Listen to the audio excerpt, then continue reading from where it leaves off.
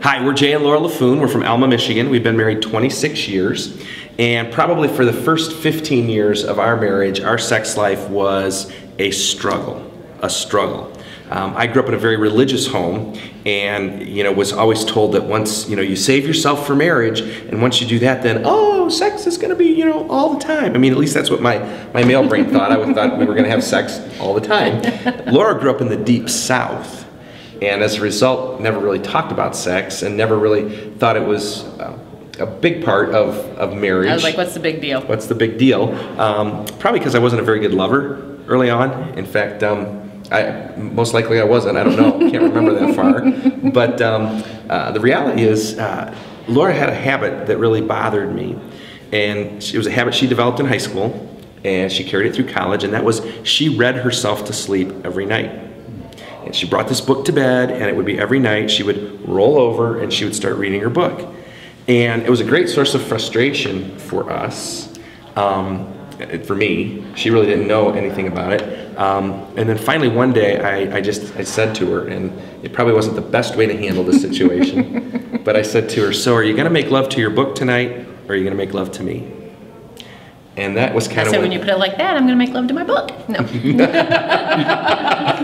But that was kind of when the light bulb went off that we needed to start talking about our sex life. And it was from that really I realized picking up a book at night was making Jay feel as if he was very unimportant. That this book was more important than he was. And I didn't realize, because I didn't understand how a man's brain worked, and that sex was that important, because I grew up in a home where you didn't even say the word sex, and never saw my parents kiss other than kiss goodnight. And so it really was an eye-opener for me to realize the pain that I was causing him, because I could hear it in his voice. I mean, at first I was like, well, yeah, I'm gonna make love to my book when you say it like that. But then I realized I really was causing him pain, and he was feeling very unimportant in our sex life. And then from there, I would say, as he began to travel full time, and he'd be gone for nights, a couple nights in a row, and then he'd come home and he'd want to have sex, and he'd come home and I'd want to have conversation. And again, that frustration would come out. I'm like, you've been gone. All I want to do is sit and talk to you. You're such a pig. All you want to do is touch, touch, touch, touch, touch. And I just want to talk. And again, that pain and that frustration. And there was another point where we had to, here's how you're making me feel. Here's how I feel. Here's how I feel like you just want me.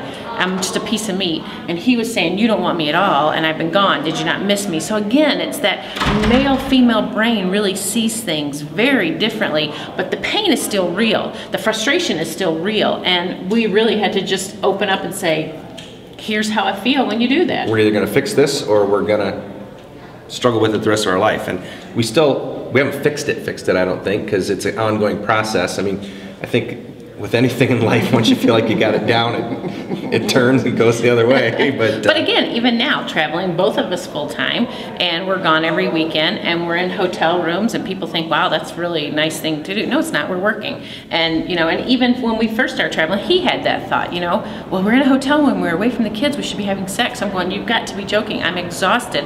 We've just performed for thousands of people, and that's the last thing on my brain. But we learned from those other things that we had to discuss it. That joy comes in the morning. That's right. Mornings are always better. So it is a process. It's been a process for us, and we still don't have it right all the time. And there's still frustration. There's still times that we get frustrated with each other, and especially as you get older, everything flips and switches. He used to be the sexual aggressor, and now I got older, and now sometimes it's me. And so again, it's that change, and that how are you seeing me and how am I seeing you? Right. So that's kind of been our journey.